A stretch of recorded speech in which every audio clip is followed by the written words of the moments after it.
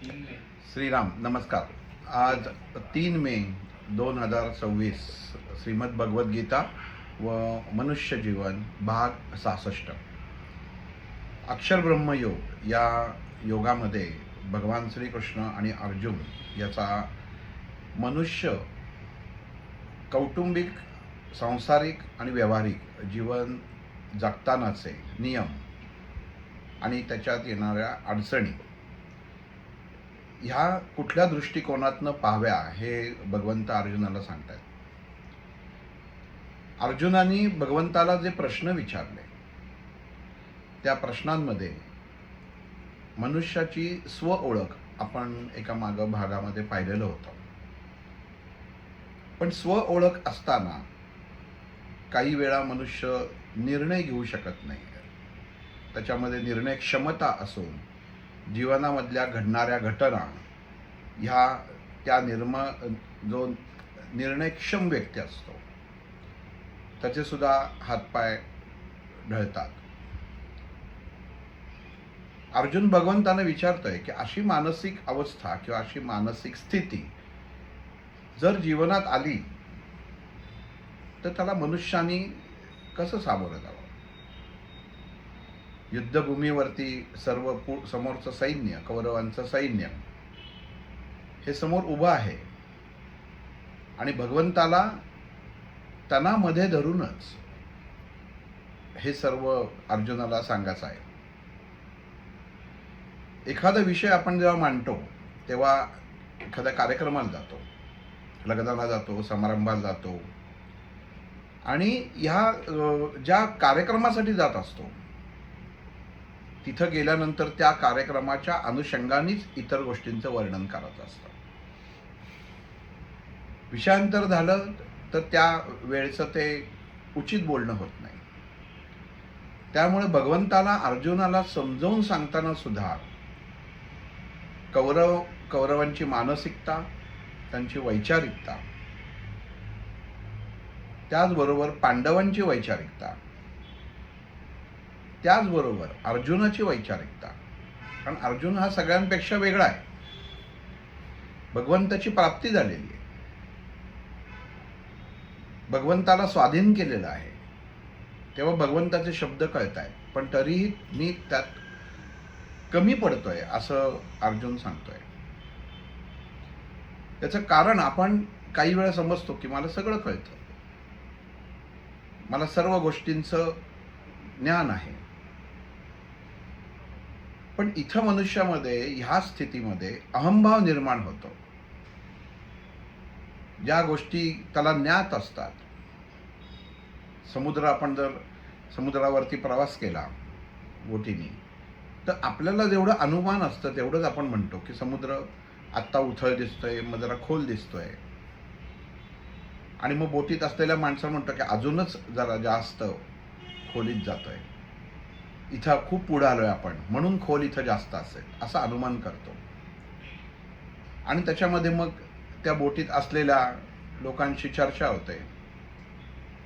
मग काही जण म्हणतात नाही, अजून इथं खोल नसेल, तेवढं खोल नसेल, अजून पुढं आहे. भगवंत अर्जुन सांगतात की ह्या ब्रह्मांडामध्ये, ह्या विश्वामध्ये प्रत्येक मनुष्याची जी वैचारिकता आहे ही या समुद्रासारखी आहे. कोणाच्या मनामध्ये किती खोली आहे. एखादा मनुष्य आपल्याला असं वाटत असतं की हा आपल्याशी खरं बोलतोय किंवा खोटं बोलतोय.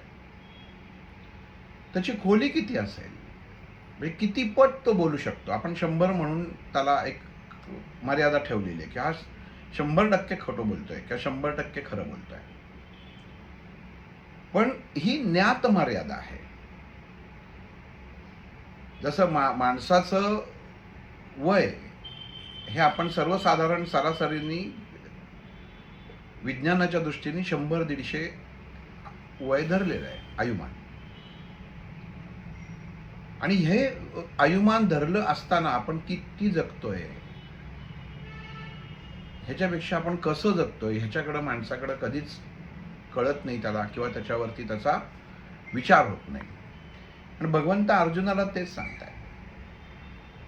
एखादी गोष्ट प्राप्त झाली आणि ती अमर्यादित असेल ती घातक ठरते.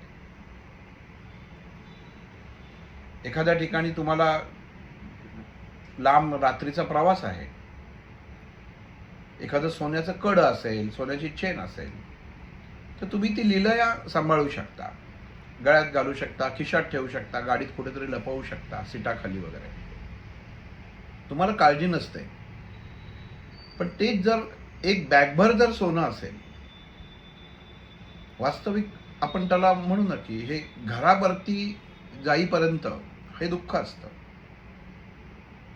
आणि घरी गेल्यानंतर ते अति दुःखात त्याचं रूपांतर होतं. पण आपल्याला ते घेताना असं वाटतं की मला किती मिळालंय बघा, एक बॅगभर सोनं मिळालं. पण त्याला जेव्हा ते सांभाळायला लागतं तेव्हा त्याला कळतं की नाही, आपल्याला हे जे मिळालंय हे सांभाळणं कठीण आहे. मग मनुष्य ह्याच अनुषंगाने जीवन जगत असतो. तो स्वतःची मर्यादा कधीच आखत नाही. आज एक रूमच्या चाळीत राहतोय, मग एक रूमच्या घरात जातो, मग 2 रूमचा फ्लॅट, मग 3 रूमचा. आवाका आणि अपेक्षा वाढत जातात. एका घरामध्ये, एका खोलीमध्ये 8-8, 10-10 जणांचा संसार झालेला असतो. तिथं 4 रूमचा फ्लॅट सुद्धा कमी पडायला लागतो. अर्थ असा, जेवढी व्याप्ती वाढली तेवढं सुख कमी झालं. आणि भगवंत अर्जुनाला तेच सांगतात की अर्जुना, जेवढी जीवनामध्ये मनुष्याला सुखकारक अवस्था प्राप्त होते तेवढा त्याचं दुःखाचं कारण मोठं असतं, तेवढं दुःख मोठं असतं. आणि जो व्यक्ती हे समजून घेऊ शकतो आणि त्या अनुषंगाने जगतो, तो उत्तम मार्गाने जीवन आणि उत्तम मार्गाने त्याचं आयुमान वाढत असतं. भगवंताच्या दृष्टीने ते अर्जुन सांगतात की आयुमान हे वयाने, म्हणजे आपण म्हणतो की 50 वर्ष 60 वर्ष, तर हे नसून ज्ञानाच्या बाबतीत आणि कर्माच्या बाबतीत किती आयुमान आहे हे महत्त्वाचं आहे.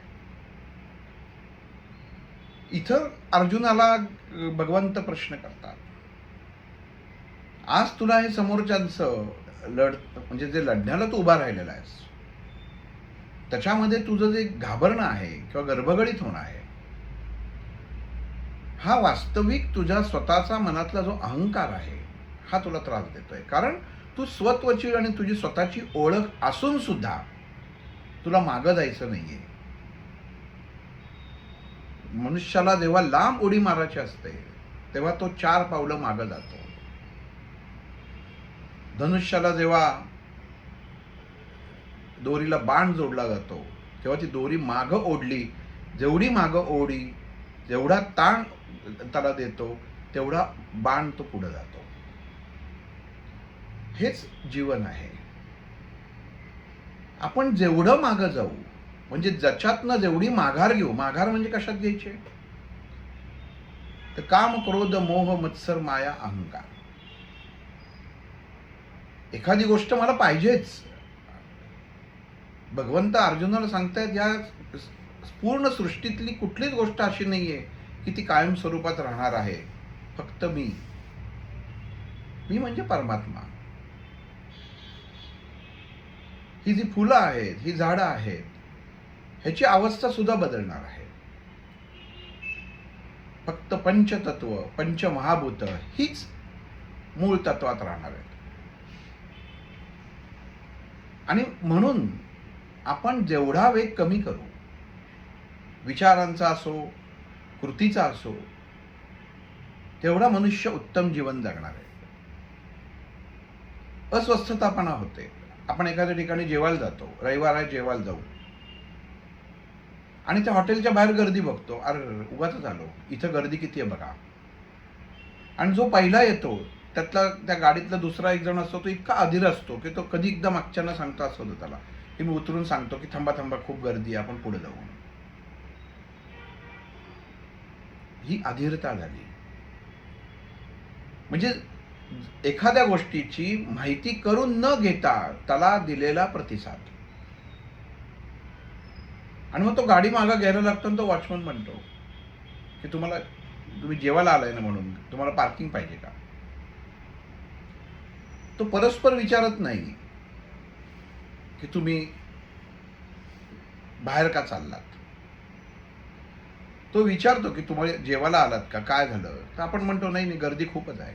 मग तेव्हा जो सांगतो तोपर्यंत तो गाडीतला एक जण मागं गेलेला असतो इतरांना की आत घेऊ नका गाड्या, आणि तो वॉचमन सांगतो त्याला की नाही नाही अहो त्यांचं जेवण झालं, ते निघाले, त्यांचे बाकीचे हॉल अख्खा रिकामा होणार. आणि मग गाडीत बसलेला जो मनुष्य असतो तो अस्वस्थ होतो. आता मागच्याला कसं सांगायचं, मागचे जर पुढे गेले तर तेवढ्यात मग त्याला दुसऱ्याचा फोन येतो की मी मागच्यानं सांगितलं, ते म्हणले आपण त्या पुढच्या हॉटेलमध्ये जाऊ. ही घटना छोटी आहे पण हा अस्वस्थतेचा खूप मोठा परिणाम करून जाणारी गोष्ट आहे. भगवंत अर्जुनाला सांगतात स्थिरता ही मनुष्याला फक्त कृतीतनं नाही तर विचारातनं, देहातनं आणि आचरणातनं, सर्व गोष्टीतनं प्राप्त पाहिजे. तुझा माझ्यावर विश्वास आहे म्हणून तो ऐकतोयस. प्रत्येकाने तो ठेवावा असं काहीही नाही. सांभाळ मी सगळ्यांचाच करणार आहे, पण प्रत्येक मनुष्याला स्वतःवरती आत्मविश्वास हा नक्कीच हवा. कारण कठीण परिस्थितीमध्ये, कठीण वेळी आत्मविश्वास हाच कामी येतो आणि तो उत्तम काम करून जातो. एक उदाहरण सांगतो म्हणजे लक्षात येईल. एका राज्यामध्ये त्या राज्याचा जो वजीर असतो, त्या राणी सरकारांना रोज फुलं हवी असतात. एक दिवस तो वजीर काही देऊ शकत नाही. का देऊ शकत नाही, तर त्या वजिराचा वाढदिवस असतो. वाढदिवसाच्या स्वतःच्या वाढदिवसामध्ये तो मग्न असतो आणि त्याच्या लक्षात येतं की मी ज्याला काम सांगितलंय त्यांनी राणी सरकारांना काही फुलं दिलेली नाही आहेत. राजाला हे कळतं. राजा फरमान काढतो की याला उद्या संध्याकाळी 6 वाजता मृत्यूदंड द्या. सकाळला सगळेजण येतात. निरोप पहारेकरी त्या वजिरापर्यंत पोहोचवतात की काल तुम्ही राणी सरकारांना फुलं दिलेली नाही आहेत आणि आज फरमान काढलेला आहे की आज संध्याकाळी 6 वाजता तुम्हाला मृत्यूदंड देण्यात येणार आहे. याची शिक्षा. घरामध्ये पाहुणे आलेले असतात, संगीत वाजत असतं, सगळ्या गोष्टी उत्तम तऱ्हेने होत असतात. सगळे एकदम घाबरतात. त्याची पत्नी घाबरते. राज्यातले आलेली लोक आनंदाला जे गोडधोड केलेलं असतं ते खाताना त्यांना तो घास तिथंच राहतो, हातातच राहतो. हा जसा वजीर असतो तो म्हणतो तुम्ही का थांबलात? तुम्ही विचार करा, महाराज किती वेळ आहेत. आत्ता सकाळचे 10 वाजलेत, त्यांनी संध्याकाळी सांगितलंय 6 वाजता. म्हणजे किती वेळ अवधी त्यांनी मला दिलेला आहे. याच्यासारखा मोठे उपकार कोणी करणार नाही. ते आपल्या माझ्या महाराजांनी हे माझ्यावर केलेले आहेत. जो निरोप द्यायला आला असतो पहारेकरी, त्याला तो निरोप देतो की महाराजांना सांगा की मी 6 वाजता तयार आहे, मृत्यूला सामोरं जायला मी तयार आहे आणि मी तुमचे खूप आभार मानतो की तुम्ही मला तात्काळ मृत्यूदंडाची शिक्षा दिली नाही, संध्याकाळी 6 वाजेपर्यंतचा वेळ दिलेला आहे. आणि तो सेवेकरी निघून जातो. हा सगळ्यांना सांगतो खूप वेळ आहे अजून. संध्याकाळी 6 म्हणजे हा माझ्या जीवनातल्या प्रत्येक गोष्ट मी उपभोगू शकेन असा हा वेळ आहे. थोडा वेळ मी माझ्या पती पत्नीबरोबर, मुलांबरोबर, थोडं तुमच्याबरोबर उत्तम संगीत आपण ऐकू. रडताय कशाला? भगवंतानी भगवद्गीतेत सांगितलंच आहे, शरीर हे वस्त्र बदलल्यासारखं आहे. ते म्हणते घाबरताय कशासाठी? जी गोष्ट आज ना उद्या होणार आहे ती आज होतीये, त्याच्यात दुःख ते काय मार्गायचं? सुखाचे क्षण बघा. मला कळलेलं आहे, लोकांना कळत पण नाही की आपला मृत्यू कधी येणार आहे, काय जीवनात होणार आहे. पण मला महाराजांनी सांगितलेलं आहे, म्हणजे मला माझी मृत्यूची वेळ ही 6 वाजताची हे कळलेली आहे. आणि कळली असताना मला मग आता भीती कशासाठी? आपण मस्त छानपैकी मजा करू. सगळ्यांना सांगतो तुम्ही सगळं मिठाई खा आणि आनंदाने खा. मला त्याच्यात आनंद आहे. राजाला निरोप कळतो आणि 5:30 वाजता राजा निघतो वजिराच्या घरी यायला. म्हणतो अंमलबजावणी. मी 5:45 वाजता राजा वजिराच्या घरी येतो आणि बघतो सगळं आनंदी. निरोप सकाळी पाठवलं होतं. राजाच्या डोक्यात असतं की सगळीकडं मातम पसरलेला असेल, रडत असतील, माझ्याजवळ दयेची भीक मागतील, मला म्हणतील की जाऊ दे महाराज, छोटा अपराध आहे, तुम्ही सोडून द्या, शिक्षा कमी करा, वगैरे वगैरे. पण इथं तर काहीच नाही. राजा येतो, राजाच्या हातात फूल दिलं जातं स्वागताचं, राजाच्या हातात मिठाई ठेवली जाते. वजीर येतो समोर. राजा बघतो, काय तुला कळत नाही का, अजून 15 मिनिटांनी तुझा शिक्षेची अंमलबजावणी आहे म्हटले, तुला फास देणारा बरोबर घेऊन आलाय. त्यालाही तो म्हणतो, हो का, कुठे आहे त्यालाही द्या, आनंदाने जगा, त्याचंही स्वागत करा. मनुष्य आहे. भगवंतानी प्रत्येकाची पोझिशन, पोस्ट म्हणजे एक प्रकारची त्याची आपण स्थिती ही वेगवेगळी केलेली आहे. मनुष्य तोच आहे. एखादा पैशाने करोडपती आहे म्हणून त्याला 4 हात दिलेले नाहीये, तर 2च हात दिले. म्हणजे देहबोली भगवंतानी सगळ्यांना उत्तम आहे तशीच दिलेली आहे. फक्त प्रत्येकाचा बघाचा वैचारिकता आणि दृष्टिकोन वेगळा दिलेला आहे. राजा मनामध्ये म्हणतो, काय वेळ लागलं याला, मृत्यूच्या आधीचं लागलेलं वेळ. जो फास देणार, जो मारणार, त्याला पण हा मिठाई खायला घालतोय. आणि याच्यात चेहऱ्यावरती मला एक कणही कुठल्याही प्रकारची भीती, घबराट, साशंकता काही दिसत नाही. उत्तम प्रकारचा पोशाख परिधान केलेला आहे. वेळ जशी जवळ जवळ यायला लागते, राजा अस्वस्थ व्हायला लागतो. आणि जशी 6 वाजाची वेळ जवळ येते तसा वजीर राजा साहेबांच्या जवळ येतो, त्यांना नमस्कार करतो. राजाजी, आज केवळ आणि केवळ तुमच्यामुळं माझ्या जीवनातला सर्वोच्च आनंद मी आज उपभोगू शकलोय. तुम्ही मला सकाळी सांगितलं संध्याकाळी 6 वाजता माझा बळी दिला जाणार आहे, बळी नाही मारलं जाणार आहे. हे खूप चांगलं केलं. मला इतकं उत्तम जीवन जगता आलं ना. आज सर्वोच्च आनंद आहे. माझ्या जीवनातला सर्वोच्च आनंदाचे क्षण आज मी उपभोगलेले आहेत. आणि तुम्ही सुद्धा अगदी आलात, मला खूप आनंद वाटला. मी तुमचे खूप आभारी आहे. राजाला त्याच्या विचारधारेची कीव येते, स्वतःच्याच विचारधारेची. आणि जो म्हणतो की जो मी मृत्यू देणार हे सांगून सुद्धा एवढा सक्षमपणे सामोरा जातो,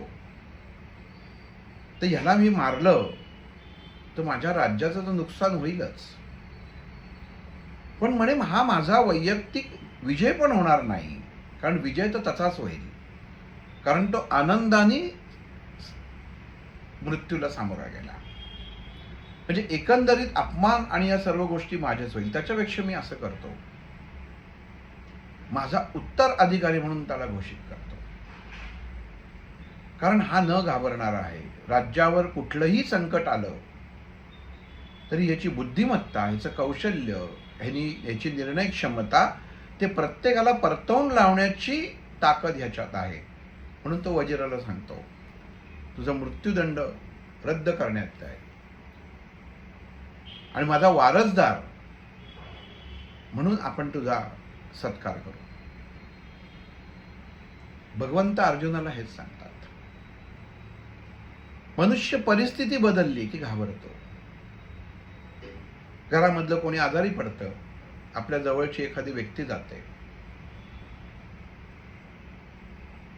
भगवंत अर्जुनाला सांगतात, मनुष्य का असं करतो? त्याला तर माहिती आहे हे शरीर नष्ट होणार आहे, तुलाही माहिती आहे. तू नाही मारलंस तर हे मरणार आहे. ज्याच्यासाठी तुला दुःख करायची गरजच नाही, कारण तू मारणारच नाहीयेस, तू फक्त निमित्त आहेस, हे तुझ्या लक्षात येत नाहीये. तर तू अडकून का राहतोयस? अडकला काय? मनुष्य असंच अडकून राहतो. जवळची व्यक्ती जाते, मग तो म्हणतो की अरे गेलं, तरुण होता, तरुण होती, अजून सगळा संसार करायचा होता, मुलांची लग्न राहिली आहेत, अमुक राहिले तमुक राहिले, सगळ्या गोष्टी, आणि दुःख करत बसतो. भगवंत इथं अर्जुनाला सांगतो, मनुष्याचा हा सगळ्यात मोठा दोष आहे. जीवनात ह्या अवस्था येणारच आहेत. आपल्याला पाहिजे म्हणून फक्त सूर्य त्याचा उदय होईल असं होत नाही. अस्त ठरलेलं आहे, अस्त सूर्याचा होत नाही, फिरत आपण असतो. तसे विचार हे आपण बदलत असतो. निसर्ग तसं काम सहजतेने रोजच्या सारखं करत असतो. असं नाहीये, मृत्यू हा त्याचं काम करतच असतो. त्याला कारण काय हे मनुष्याने विचार करायला पाहिजे. आपण ते करत नाही. अस्वस्थता मनुष्याच्या जीवनामध्ये जी तुझ्या मनात आत्ता निर्माण झाली आहे, ही अस्वस्थता सर्वसामान्यांच्या मनामध्ये निर्माण होते. त्याला असं वाटतं की माझ्या हातात काहीच नाहीये, माझ्या हातात नोकरी नाही, माझ्या हातात व्यवसाय नाहीये, मी आता काय करू, माझी अवस्था बेकार आहे, माझ्याकडे खिशात पैसे नाहीयेत, मला कोणी विचारणारं नाहीये, मला सासरचे काय म्हणतील, माहेरचे काय म्हणतील, ह्या अवस्था आहेत. भगवंत म्हणले संसार आला की ह्या अवस्था येतातच. आणि अवस्था हा जर आपल्या नियतीचा, आपल्या एका सिस्टमचा, एका रोजच्या ह्याचा एक भाग असेल, तो कधी ना कधी आपल्या जीवनात आल्याशिवाय राहत नाही, आणि तो गेल्याशिवायही राहत नाही. मनुष्याचं हे सर्वात मोठं दुर्दैव आहे की तो ह्याच्यामध्ये हतबल झाल्यासारखा वाटतो आणि स्वतःला कमी समजतो, किंवा तो त्या अतिविचारांमुळे निर्बल अवस्थेमध्ये जातो आणि उत्तम विचार करत नाही. म्हणून तसा त्या क्षणी माझ्यावरचा विश्वास उडतो किंवा माझ्यावरच अवलंबून राहतो. मी तर कर्मानेच फक्त फळ देणार आहे. आणि घाबराचं कशासाठी? जे बी त्या जमिनीमध्ये रुजवतो तो शेतकरी, तो जर घाबरला आणि रोज ते बी रुजलंय की नाही जर असं उकरत बसला, तर ते बी कधीच अंकुर फुटणार नाहीये, उलट ते बी नष्ट होईल. पण त्यांनी थोडासा स्वीकार केला की हो, हे बी जमिनीच्या खाली आहे, त्याच्यात अंधार आहे, पण त्याच्यामध्ये एक दिवस अंकुर फुटणारे, जो या सूर्यरूपी किरणांच्या कडे झेपावणार आहे. पण त्याच्यासाठी मध्ये वेळ जायला लागतो. त्याच्यासाठी असं होत नाही हे बी आहे की नाही, मग मी पाणी घालू का नको. नित्यप्रमाणे शेतकरी त्याचं काम करत असतो. आणि ज्या दिवशी ते अंकुर फुटतो त्या दिवशी त्याला कळतं, हो, मी रुजवलेलं बी आता बाहेर अंकुर फुटलेला आहे. पण तोपर्यंत तो संयम बाळगून असतो. पण हेच त्यांनी बदललं आणि रोज तो उकरायला लागला, तर दोन्ही नष्ट होणार आहे. शेतकरीही नष्ट होणार आहे, जमिनीचा कसही जाणार आहे, आणि ते बीजही नष्ट होणार आहे, आणि हाती काही लागणार नाहीये. ही माणसाची सध्याची वैचारिक अवस्था आहे. एखादं संकट आलं ठीक आहे, पण त्या संकट जाऊन त्याच्यामध्ये त्याचं रूपांतरित होऊन एक ना एक दिवस त्याच्यातनं उत्तम अंकुर फुटणार आहे की पुढं तुम्हाला ते जीवनामध्ये उत्तम फळ देणार आहे. हा विश्वास मनुष्यामध्ये असणं गरजेचं आहे. आज हा विश्वास लोकांमध्ये नाही. का नाहीये? तर अस्थिरता, मनाची अस्थिरता. सर्व पटकन प्राप्ती कशी करता होईल, प्रत्येक गोष्ट कशी प्राप्त होईल ह्याच्याकडेच मनुष्य बघत असतो. पण अशी प्राप्त झालेली गोष्ट क्षणिक असते हे मनुष्य विसरतो. जे माझं नाहीच ते माझं म्हणण्यासाठी त्याचा अट्टहास असतो, आणि जे माझं आहे हे त्याला जेव्हा त्याच्यापासून वेगळं होतं तेव्हा कळतं की हे माझं होतं, पण तोपर्यंत उशीर झालेला असतो. म्हणून अर्जुनाने सांगितलं की तू तुझ्यातला तू ओळख. आपल्याला असं वाटतं, घरच्यांनी हाकललं, बायको विचारत नाही, मुलं विचारत नाहीत, आता मी काय करू, मला कोणीच जगतामध्ये विचारत नाही. अर्थ असा, अजून तुम्ही आशेवर आहात. पण जो म्हणतो की नाही ठीक आहे, हरकत नाही, मी स्वतःची ओळख करून घेतो. माझं कुठं चुकलंय का ह्याचा मी विचार करतो. मनुष्य ही भूमिका कधीच राबवत नाही. तो त्याच्या नजरेतनं जग पाहत असतो आणि त्याला वाटत असतं की कायम मीच बरोबर आहे आणि हेच त्याच्या अपयशाचं सर्वात मोठं कारण आहे. आज तुला तेच वाटतंय. आज तुला वाटतंय की ह्यांना मारू नये, ह्यांच्यामुळे ते लागणारं पाप आहे, ह्याच्यामुळे मी नरकात जाईन. हे तुझी मनाची घाबरट अवस्था आहे. एखाद्या सैनिकाला, एखाद्या वीराला, एखाद्या क्षत्रियाला हा विचार करायचा अधिकार नाही. शत्रू म्हटल्यानंतर वार प्रतिवार हे आलेच आणि तेवढंच असतं.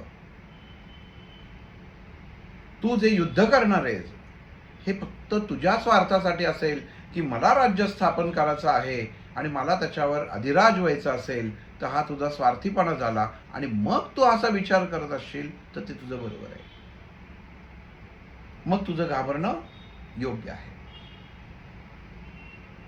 पण प्रजेसाठी, समाजामध्ये तुमच्यावर झालेले अत्याचार, तुमच्या पत्नीवर झालेले अत्याचार याचा बदला घेतल्याशिवाय आम्ही राहिलो नाही आणि जो गुन्हेगार आहे त्याला शिक्षाही मिळतेच असं त्याचं सत्यात रूपांतर जर होत नसेल तर त्याचा नाश करणं किती योग्य आहे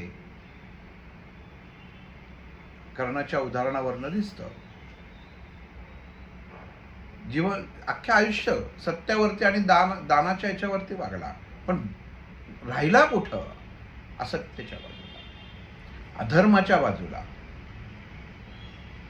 एक अर्जुना लक्षात ठेव, हिरा कितीही उत्तम जरी असला तरी तो हिरा कुठेही जाओ तो हिराच असतो. तो शेणात जरी पडला तरी त्याची चमक कमी होत नाही. जसं शेण बाजूला होईल तशी चमक त्याची उत्तम होते. पण जेव्हा त्या हिऱ्यालाच त्या शेणामध्ये राहायला बरं वाटायला लागतं तेव्हा तो त्या शेणाबरोबर तो सुद्धा भरडला जातो आणि स्वतःचं अस्तित्व गमावून बसतो. जसं ह्या कर्णाचं आहे. त्याला कळत नाहीये की आपण काय आहोत आणि आपण काय करायला पाहिजे. मनुष्य जीवनभर उत्तम कार्य करतो पण मुख्य कर्म करताना जर त्यांनी चुकीची बाजू घेतली तर त्यांनी आयुष्यभर केलेलं उत्तम कर्म हे क्षणामध्ये नष्ट होतं. म्हणून जीवनामध्ये आपण कर्म करताना विचार करणं हे प्राप्त आहे आणि मनुष्य याच्यामध्ये थोडासा मागं जातो.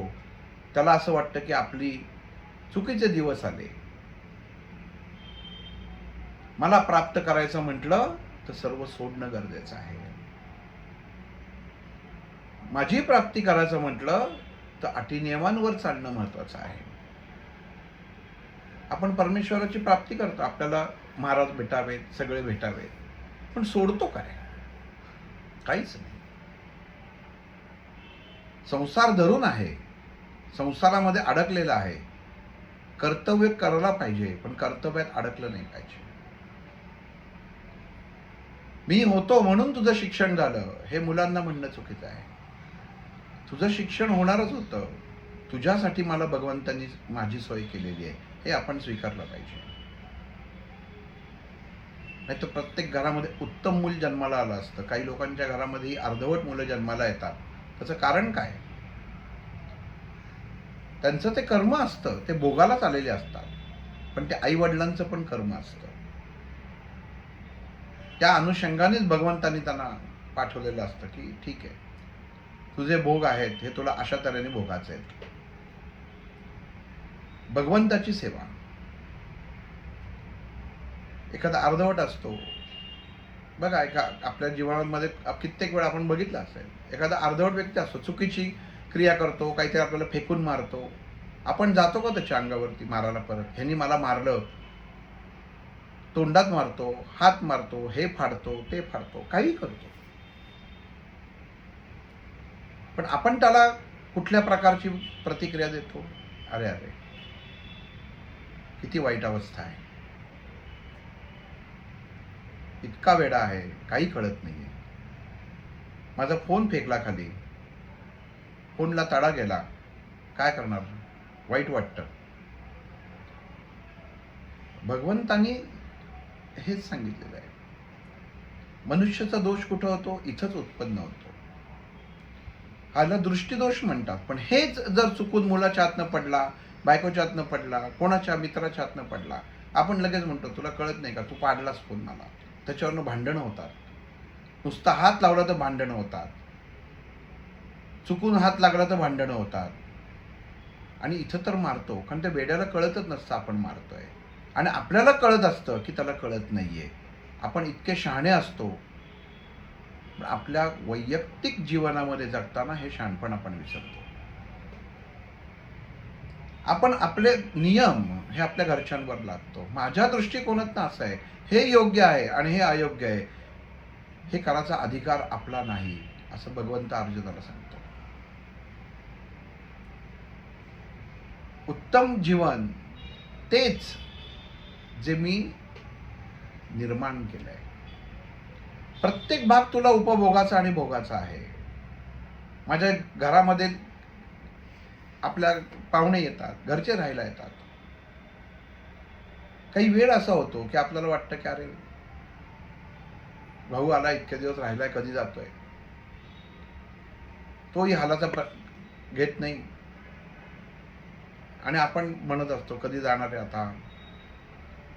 4 दिवसासाठी आला आणि 8 दिवस राहिला. भगवंत म्हणतो इथं मी किती मला इतकी मजा येते ना, मलाही कधीतरी भक्तांची गंमत करावी वाटते. कारण त्यांनी स्वीकारलं नाही. आपण ज्या क्षणी स्वीकारतो, एखाद्याला जो चिडतो, जो चिडका असतो, त्याला जर तुम्ही प्रतिसाद दिला नाही तर तुम्हाला काहीच करणार नाही.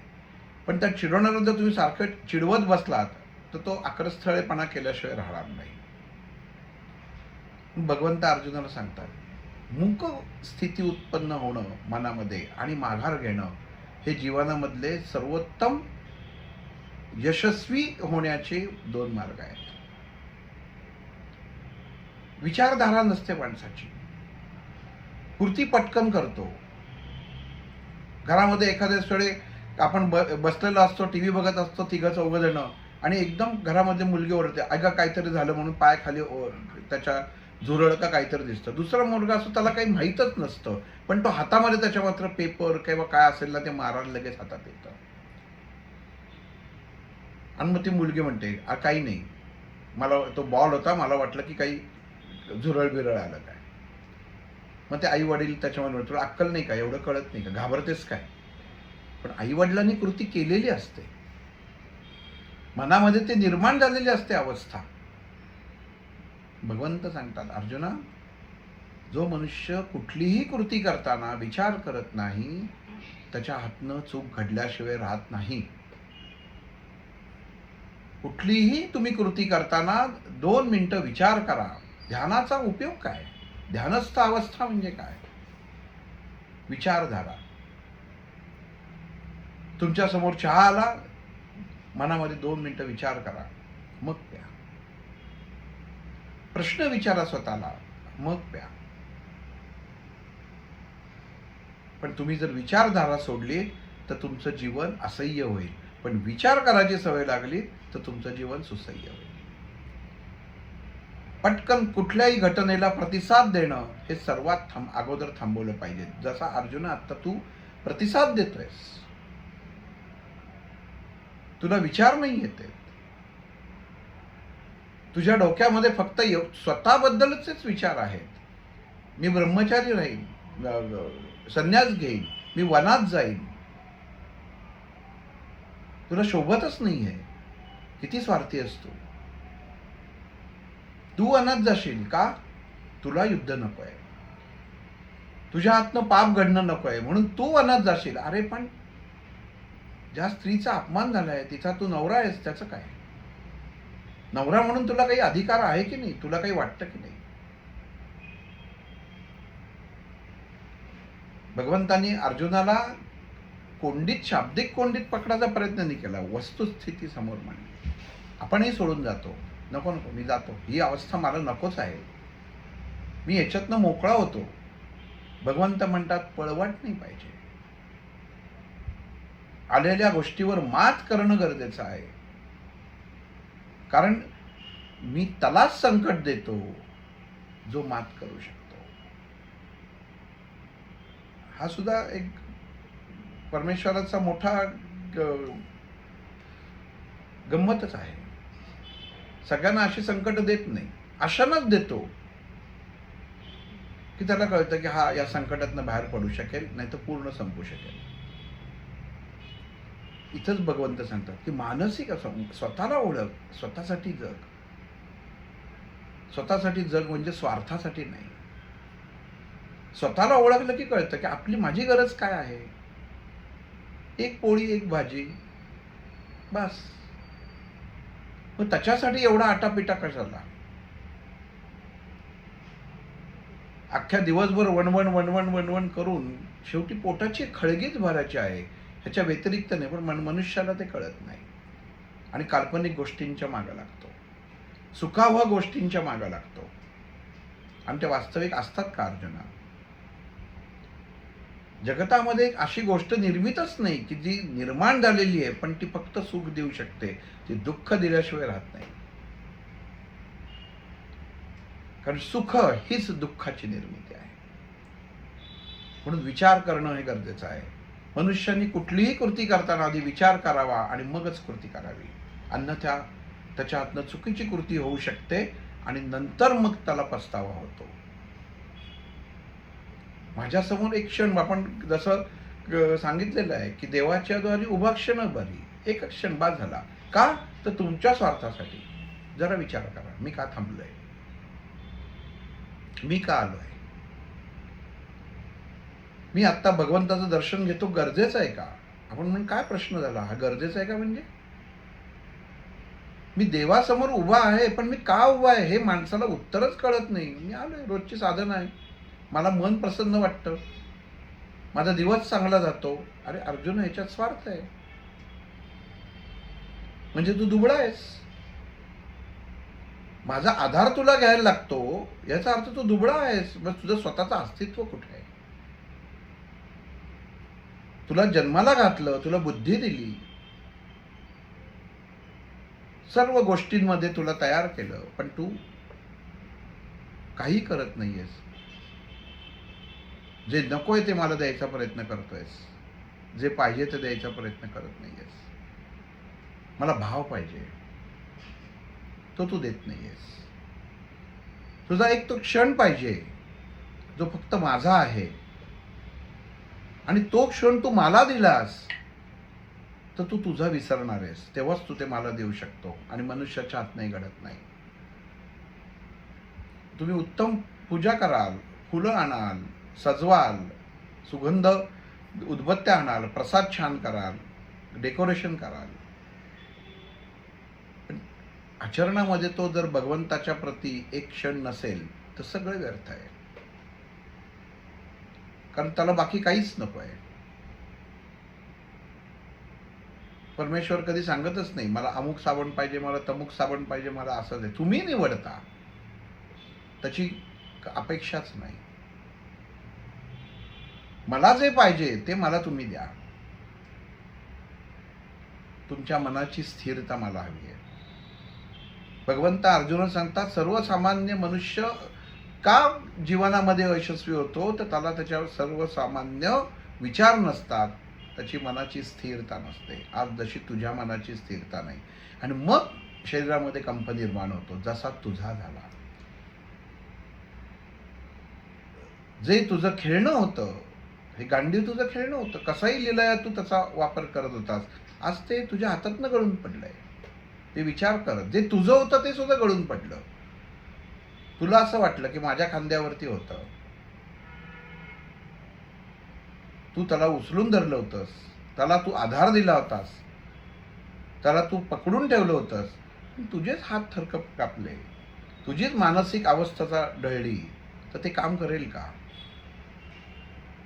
अनेक अस्त्र होती अर्जुनाकडं, पण मानसिक अवस्था जेव्हा मनुष्याची ढासळते तेव्हा कुठलंही शस्त्र अस्त्र काम करणं असं होतं आणि मनुष्य गर्भगळीत होतो. आपण म्हणतो की जसं काही भगवद्गीतेत नाहीये पण लिहिलेलं आहे की जो होता है वो अच्छे के लिए होता है.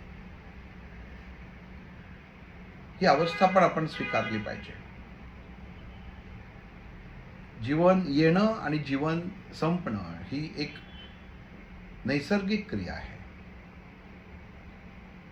भोग भोगण्यासाठी आलेले आहेत आणि ही एक कुठंतरी पातळी ठरलेली आहे. इथं त्यांचं नशीब आहे की ह्या कौरवांना त्यांच्या कुठल्या भोगाची शिक्षा मिळते हे त्यांना कळतंय. अन्यथा याच्यासाठी मनुष्य वणवण करत असतो. आपण करतो ना, त्याच्यात आपल्याला एखादं अडचण येते, आपण म्हणतो का आली की आपण लगेच ज्योतिषाकडे जातो. सध्या माझे दिवस वाईट आहेत, काय करू, कुठले ग्रह खराब आहेत. आपल्या घरातल्या एखाद्या व्यक्तीचा मृत्यू होतो, आपण लगेच म्हणतो की सगळा चांगला होता पण तरी गेला. कशाने गेला, लगेच आपण त्याची धडपड करायला लागतो की हा कशाने गेला याचं आपण कारण शोधायला लागू. भगवंत इथं सांगतात, इथं आपण हिशोब सगळा समोरासमोर करतोय. मी समोर असून प्राप्ती नाहीये. तुझ्या मनामध्ये अस्वस्थता आहे, ती तू जोपर्यंत ती स्थिर करत नाहीस तोपर्यंत मी तुला सांगू शकणार नाहीये की तू पुढं काय कर. तुलाही मी ओळख करून देतोय. हा ध्वजावर बसलेला हनुमान हा प्रतीक्षेत आहे तुझी स्थिरता कधी होते.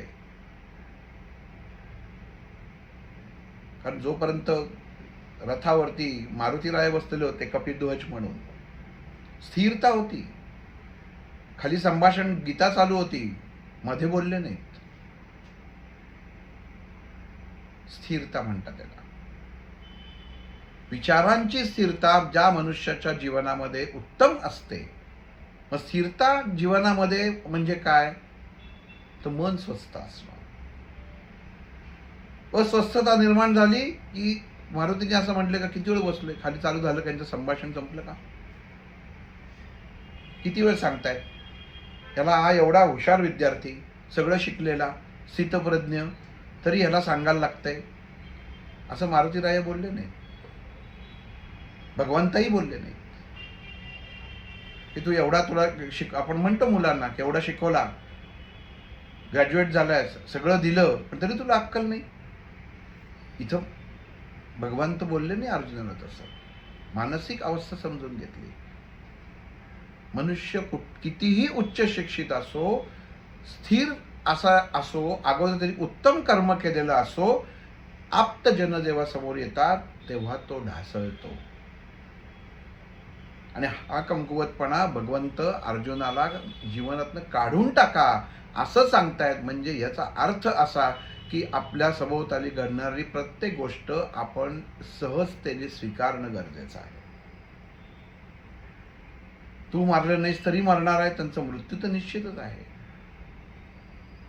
आपण सगळेच जण किती उत्तम औषध घेतो, सगळं घेतो, 100 प्रकारची डाएट करतो, पण 150 मॅक्झिमम वय लिहून ठेवलेलं आहे. आणि जे साधना करतात हिमालयात जे आहेत ते 300, 600, हजारो वर्ष जगतात असं म्हणतात. ते कशाने जगतात, प्रत्येकाचं अनुमान प्रत्येक जण विविध अवस्थेने मानतो. सगळ्यातनं मोकळं होणं म्हणजे फक्त भगवंताची प्राप्ती करत तिथं थांबणं, मग तुम्ही तुमचं राहतच नाहीत ना. एखादा साधू 400 वर्ष जगला, तो असं सांगतो का 200 वर्षांनी की मी अजून जिवंत आहे बरं का, म्हणजे स्वार्थ आला. तो स्वतःतलं विसरूनच जातो. पण इथं भगवंत सांगतात एक लक्षात घे, धर्माची स्थापना करायची. हे युद्ध काय तुमच्या भावांमधलं भांडण नाहीये, ते तुम्ही लहानपणापासून करताय. इथं धर्माची स्थापना करायची. आपण जे बघतो ना की काही वेळा हे कुंभमेळ्यातले दिसत नाहीत, बाकीच्या वेळी दिसत नाहीत, पण त्या वेळेला कुठनं येतात आणि सगळे जमा होतात. आणि धर्मस्थाच्या विरुद्ध जर काही अडचण आली तर सगळे एकत्र होतात. धर्म आहे. मग तिथं हा 200 का तो 300, हा साधा आहे का हा अघोरी, हे बघितलं जात नाही. धर्मस्थापनेसाठी एकत्र. मग भगवंता अर्जुनाला तेच सांगतोय, जो फक्त मी दिलेलं कार्य उत्तम करतो आणि माझ्यात जो स्वाधीन होतो ना तोच राहतो माझ्याबरोबर. कारण त्याचा तो राहतच नाही. त्या जर ऋषींना विचारलं 400 वर्षाची तपश्चर्या कशासाठी करताय, काय प्राप्त करायचं आहे तुम्हाला? त्याला प्राप्त काही करायचंच नसतं. अर्जुना, जीवनामध्ये हे जे पंथ घालून दिलेले आहेत याच्यावर मनुष्य, ज्ञानेश्वरीने सांगितलेत की जीवनामधले जो पंथ मनुष्य आचरण करतो तो उत्तम तऱ्हेने जगतो. अक्षर ब्रह्मात सांगितलंय माऊलींनी. अरे जगलाच ना तू, आता झालं ना तुझं, आता सगळं बायका पोरं सगळी झाली, आता संसारातनं बाजूला हो. संसारातनं बाजूला हो म्हणजे वानप्रस्थ आश्रम म्हणजे विचार. त्याला घर सोडायला पाहिजे असं नाहीये, तुम्ही त्यातनं निवृत्त व्हा. आपण निवृत्त होतच नाही, आपण त्याच्यात अडकून राहतो. आणि जो मनुष्य ह्याच्यात अडकून राहतो तो भोगास कारणीभूत ठरतो. कित्येक घरामध्ये ह्या गोष्टी आहेत, कारण नसतं. मुलगा असो मुलगी असो, सांभाळ आई वडिलांचा करत असतात, पण आई वडील काय करतात? संसारात ढवळाढवळ करतात. काही जण अशी असतात की त्यांना ते सुख लाभलेलं नसतं, त्यांना त्यांच्या सासूनी सासऱ्यांनी त्रास दिलेला असतो. ते त्या उत्तम व्यवस्थित वागणाऱ्या सुनेला किंवा मुलीला तोच त्रास द्यायचा प्रयत्न करतात. का? तर मला अशी वागणूक मिळाली. भगवंत म्हणतो यांना एक क्षमा नाही, मग ह्याला कुठेतरी भोग दिलेच पाहिजेत. मग भगवंत त्यांना मानसिक शारीरिक भोग देतो. शिक्षा आहे ती. करुणा अधिक शिक्षा, करुणा पण देतो. अरे अरे वाईट अवस्था, म्हातारा माणूस आहे, भगवंताला करुणा पण येते, पण भगवंत म्हणतो अरे नाही, तुझी विचारधारा, तू जीवनामध्ये चुकीच्या गोष्टी केलेल्या आहेस, दुसऱ्यांबद्दल उत्तम विचार केलेले नाहीयेस, सुनेला छळलेला आहेस, जावयाला छळलेला आहेस, मुलाला छळलेला आहेस, बहिणीचा पैसा घेतलेला आहे, भावाचा पैसा घेतलेला आहे, तुला मी कसं सहजासहजी वरण देणार? तुझ्याकडनं तर सगळं भोगून घेणार आणि तुझ्याबरोबर तुझी अपत्य इथे भोगणार. मुळाला जर कीड लागली तर त्यावरच्या झाडांची फळं किडल्याशिवाय राहत नाहीत. भगवंत अर्जुनाला सांगतोय, अर्जुना, विचाराची धारा जर चुकीची असेल तर त्याला येणारे विचारांची फांद्या, फळं, फुलं ही सगळी किडकीच येणार आहेत. ती जो तोडेल त्याला ते कळेल की हे किडकं आहे आणि तो फेकून देईल. म्हणजे मनुष्यानी आचरण उत्तम ठेवणं गरजेचं आहे. आता ते होतं का? नाही होत. इस्टेटीवरनं भांडणं होतात, घोडागाड्यांवरनं भांडणं होतात, पण मनुष्य स्वीकृत करत नाही की याच्यातलं माझं काहीच कायमचं नाहीये. मी आहे हाच कायमचा आहे आणि मी आहे ह्याला कारण फक्त भगवंत आहे. माझी मुलं मला खायला घालतात म्हणून जिवंत आहे. अरे नाही, त्या भगवंतानी त्या मुलांना ती बुद्धी दिली आहे म्हणून तुझ्यापर्यंत खाणं येत आहे. हा विचार मनुष्य करत नाही. भगवंत सांगतो सर्वसामान्यांनी हा विचार करणं गरजेचं आहे. म्हणून 2 मिनिटं सांगतात. जेवणा अगोदर सुद्धा 2 मिनिटं हात जोडा. मी का खातोय? आपल्याला प्रश्न पडला पाहिजे. भूक लागली, माझी जेवायची वेळ झाली म्हणून खाऊन उपयोग नाहीये. उदर भरणं नव्हे, जाणं हे यज्ञ कर्म. हे यज्ञाचं कर्म मी जे काय करणार आहे आणि तेवढंच मर्यादित अन्न जे ग्रहण करणार आहे, मी का घेतोय? आपण कधी प्रश्न विचारतो? आपण म्हणतो 1 वाजलाय, जेवणारच का रे? जेवायची वेळ झाली. हो, पण मी ग्रहण का करतोय? भगवंत ह्याला अर्जुनाला सांगतात, अर्जुना, सर्वसामान्य मनुष्य ह्याच्यामध्येच अडकलेला आहे. तो त्याच्यातनं बाहेरच निघत नाही. फक्त वासना आणि वासना, देहाची वासना, मनाची वासना, तूही अडकलेला आहेस. तुला संन्यासी व्हायची ही वासना आहे.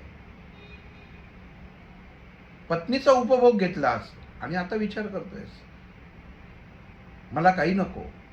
का? तर ह्याचं पाप लागेल म्हणून मला काही नको, आणि मी ह्यांना कसं मारू म्हणून मी काही नको. स्वार्थी आहेस किती तू. ज्या पत्नीचा भोग घेतलास त्या पत्नीला उद्या भोग लागला तर तू घाबरून जाशील वनामध्ये. तू विचार केलास? नाही केलास. मनुष्याने संसारातनं सुटताना हा विचार करायला पाहिजे, पण तो अलिप्त अवस्थेत करायला पाहिजे. आज बघा, आज कित्येक घरं उद्ध्वस्त होताना दिसतात, घटस्फोट होताना दिसतात. एकमेकांचं पटत नाही. का पटत नाही? कारण मानसिक आणि शारीरिक देवाणघेवाण नाही. आणि जर ती झालीच तर ते एका बाजूने होते. भगवंत त्याला भगवद्गीतेमध्ये विरोध करतात.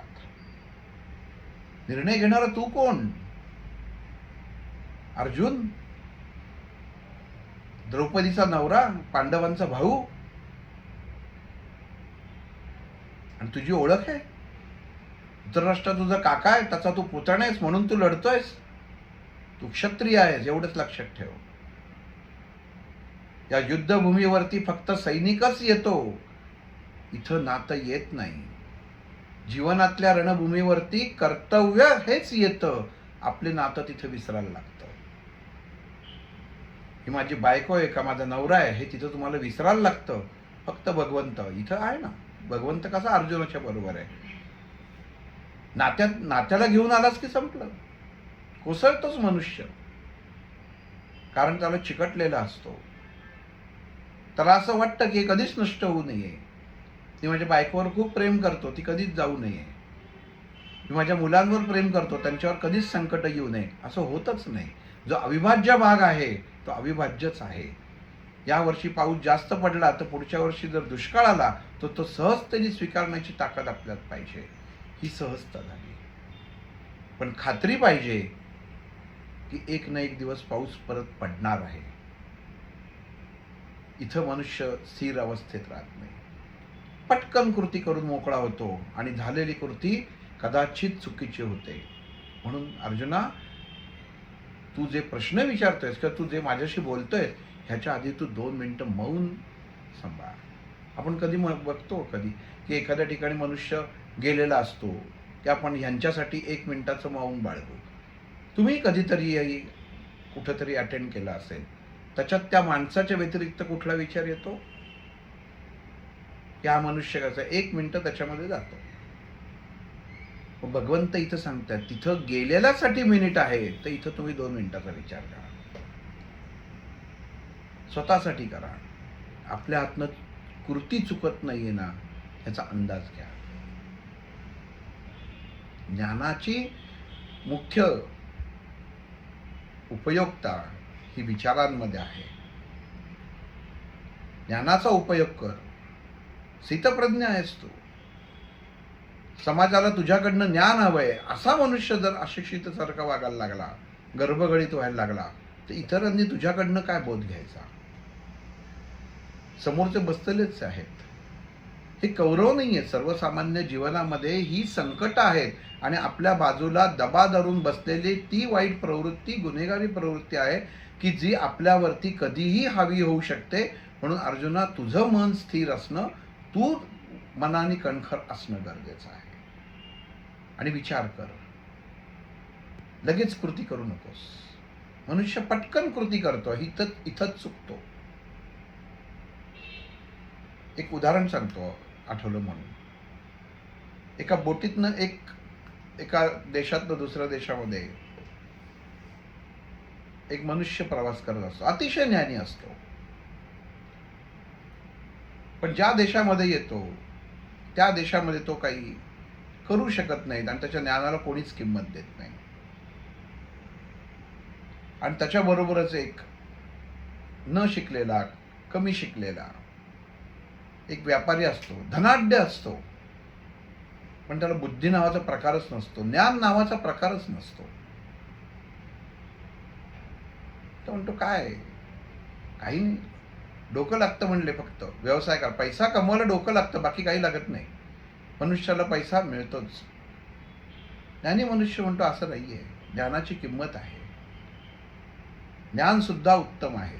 जो मनुष्य ज्ञानी नाही तो जीवनामध्ये अयशस्वी होऊ शकतो. आणि तो व्यावसायिक मनुष्य जो आधीच गर्भश्रीमंत असतो. तो म्हणतो आहे अजिबात नाही. मी पण म्हटलं 2 वर्ष झाली आता घरी चाललो आहे. माझे 2 वर्ष जास्तच झाले असतील. माझ्या मुलीला बघितलेलं नाही आहे, बायकोला बघितलेलं नाही आहे. पैसा कमवलाय रगड. अशी कुठलीच गोष्ट नाही की मी विकत घेऊ शकत नाही. सगळं आहे. आणि तुझ्याकडं काय आहे?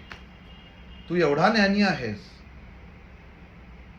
पण आज तू कफल्लक होऊन घरी चाललेला आहेस. मी बघ भरभरून माझ्या मुलांना कपडे लत्ते सगळं घेऊन चाललोय. तू काय घेऊन चाललायस? तू खंत घेऊन चाललेला आहेस की मी काही करू शकलो नाही. ज्ञान आहे पण त्या ज्ञानाचा उपयोग झाला नाही आणि तू ज्ञान विकायला निघालायस. किती जण गिऱ्हाईकं तुला मिळाली? हा ज्ञानी मनुष्य शांत बसतो, काही बोलत नाही. म्हटलं बोल ना, आता गप्प का? जर तुझं म्हणणं आहे की ज्ञान सर्वश्रेष्ठ आहे तर तू का विकू शकत नाहीस? ज्ञानी मनुष्य म्हणतो कोणालाही देऊन चालत नाही आणि माझ्या ज्ञानाची किंमत देणारा योग्य मनुष्य मला भेटलेला नाहीये. व्यापाराला म्हणतो हो असं, चल मला एखादी ज्ञानाची गोष्ट सांग, किती किंमत देऊ? हा ज्ञानी मनुष्य त्याला म्हणतो मला 500 सोन्याची नाणी दे. व्यापारी म्हणतो झालं, हेच तुझं ज्ञान? काही मिळालं नाही मला इथं. आता आपण जहाजावरनं प्रवास करतोय, तुला दुसरा व्यवसाय कुठलाच नाही म्हणून माझ्याकडनंच 500 सोन्याचे तू नाणी मागतोयस? अशी काय गोष्ट सांगणार आहेस? चल मी तुझं ज्ञान विकत घेतो. व्यापाऱ्याकडे एवढा पैसा असतो, तो म्हणतो हे घे, 500 नाही तुला मी 600 नाणी देतो. तो म्हणतो नको 500च बस. कारण जी ज्ञानाची गोष्ट सांगणार ती तेवढीच उत्तम आहे आणि त्याची तेवढंच मूल्य आहे. म्हणतो ठीक आहे.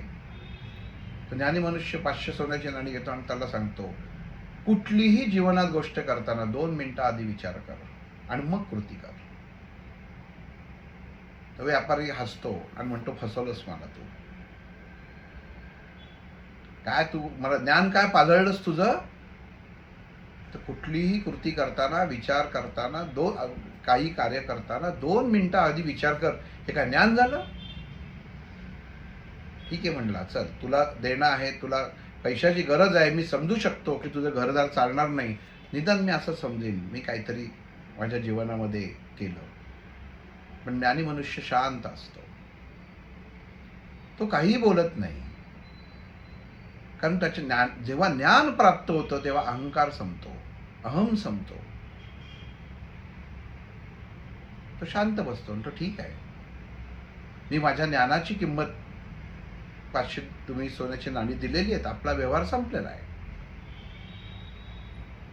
मला माझ्या ज्ञानावरती विश्वास आहे. तो व्यापारी असतो, तो हसायला लागतो, ठीक आहे म्हणतो.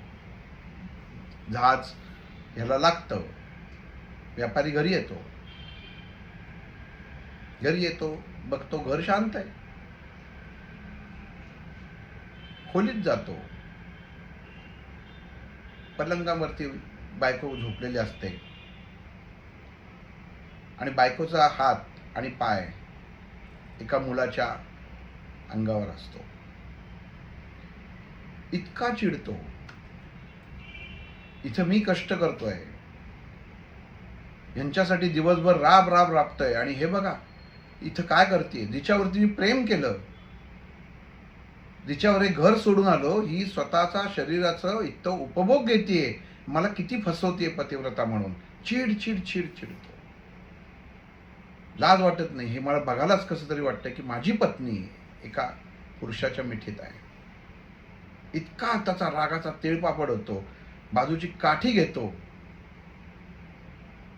आणि माराच्या आधी त्याला त्या माणसाची आठवत आहे की कुठलीही कृती करताना 2 मिनिटं अगोदर थांब. पण तो 500 नाणी दिलेली आहेत. अहंकारी मनुष्य आणि ज्याला व्यावसायिक मनुष्य हा असाच विचार करणारा असतो की कुठं आपल्याला आपण दिलेल्यातल्या प्रत्येकात फायदा कशात आहे. या क्षणी सुद्धा त्या व्यापाराच्या मनात येतं ह्याला 500 दिली आणि म्हणला होता की कुठलीही कृती करताना 2 मिनिटं थांबा. बघू थांबून 2 मिनिटं म्हटला. आणि हातातला जो दंड असतो, काठी मारायला घेतलेली असते बायकोला खून करायला, ती अशी मागं होते आणि का भांड्यावरती आदळते. त्याच्याबरोबर ते भांडं खाली पडतं. भांडं पडल्या पडल्या पत्नी उठते पटकन, बघते समोर पती, पदर डोक्यावरती घेते आणि नमस्कार करते. पतीला, तुम्ही आलात तर बाजूला हो, ही तुझी खोटी नाटकं करू नकोस. ही तुझी पतिव्रता. व्यापारी 2 मिनिटं शांत बसलेला असतो आणि मुलगी म्हणते, हसते आणि त्याचे झोपलेल्या मुलाला उठवते. उठ, तुझे बाबा आले. ती मुलगा नसतो, ती मुलगी असते. ती म्हणते की बाहेरच्या माणसांपासून हिचं रक्षण करण्यासाठी हिचे मी केस कापून टाकलेत आणि त्याला पागोटं लावून हिला समाजामध्ये वावरवते की हा मुलगा आहे म्हणून, याचा कोणी बघू नये म्हणून. आणि हिला बरं नव्हतं म्हणून मी हिला स्वतःच्या मुलीला जवळ घेऊन झोपलेली असते ती मुलगी. पण वेश हा मुलाचा असतो. सांगते, हे तुझे बाबा, यांना नमस्कार कर. व्यापाराला त्या 2 मिनिटं विचाराची किंमत कळते, ज्ञानाची किंमत कळते. मी जर 2 मिनिटं विचार करून थांबलो नसतो तर तो हातात मध्ये असलेला बार किंवा तो काठी ही त्या भांड्यावर आपटली नसते आणि माझ्या हातनं अनाहतपणे माझ्याच पत्नीचा, तिचा दोष नसताना खून झाला असता. मान्य करतो की ज्ञानामध्ये ती ताकद आहे. मनुष्याने विचार करायला पाहिजे. भगवंत अर्जुनाला तेच सांगतायत. या सगळ्यांच्या बाबतीत तू 2 मिनिटं विचार कर. समाजाला यांनी काय दिलेलं आहे, तुला काय दिलंय, तू बाजूलाच हो. मी तुला आता सांगितलं की तू कोणाचाही पती वगैरे म्हणून इथं आलेला नाहीयेस.